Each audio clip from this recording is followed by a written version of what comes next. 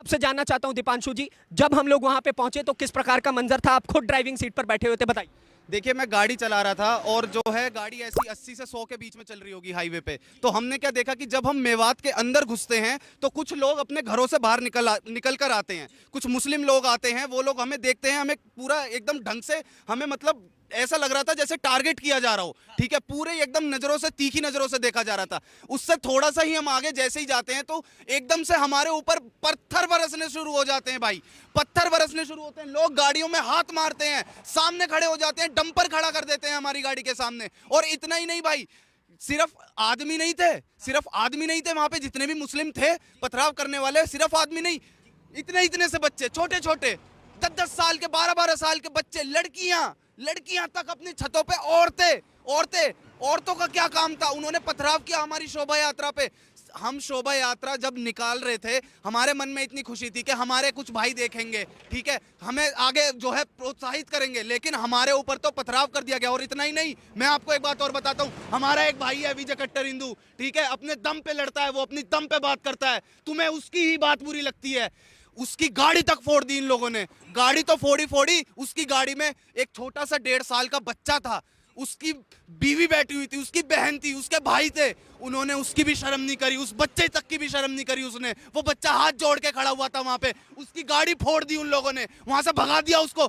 ये क्या, कैसे लोग हो यार तुम लोग, बच्चे तक को नहीं छोड़ते। मेवात में एंटर किया ना, हमने एक गाड़ी, मैंने अपनी आंख ऊपर करी तो एक बच्चा ऐसे कर रहा था, मैंने कि मजाक में कर रहा होगा, लेकिन जब जैसे ही हमने पीछे देखा ना, पीछे वाली गाड़ी पे पथराव हो रहा है, माताएं बहनों पर पथराव हो रहा है, कौन कर रहा है? देखा तो लड़कियां बरसा रही हैं, छोटे छोटे बच्चे बरसा रहे हैं। कब कोई कहता है कि ये अपने भाई हैं, कैसे भाई हैं?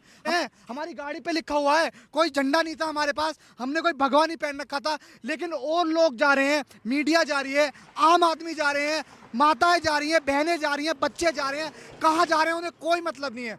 उन्हें सिर्फ मतलब था पत्थर बरसाने से, कि पत्थर बरस जाए। और पीछे की जो हमारी गाड़ी थी ना भाई साहब, उसमें 1.5 साल का बच्चा था, उसमें एक उसकी माता थी, उस माता बच्चे को ना उसकी माँ ऐसे करके भगी है हमारे सामने, मैंने थोड़ा भगाने की कोशिश करी, वो चले गए। लेकिन हम भी इंसान हैं, जब हम देखते हैं ना कि एक माँ अपने बच्चे को लेकर कैसे भग रही है, उसका बच्चा क्या करने आया था? वो यहाँ पर मंदिर के दर्शन करने आया था, कोई हथियार नहीं लेके आया था, उसकी माँ कोई हथियार लेके नहीं आई थी, उसका बाप कोई हथियार लेके नहीं आया था, फिर भी किससे क्या बोले, कैसी सोच है ये? मेवात मिनी पाकिस्तान बन चुका है, ये पत्रकार बन चुका है, ये बात हकीकत है। आज ये हमने पहाड़ी है ना, पहाड़ी, ये पहाड़ियों के पीछे पाकिस्तान है, आपको जाने से डर लगेगा, आप खुद हमारे साथ थे। और मैं एक बात और मैं आपसे बताता हूँ, एक बात मैं आपसे और ये बताता हूँ कि भाई जितने भी लोग इस वीडियो को देखेंगे, आप लोग सिर्फ कमेंट कर देंगे या सिर्फ ज्यादा से ज्यादा ऐसे बैठ जाएंगे कि ओहो बहुत बुरा हुआ भाई, बहुत बुरा हुआ।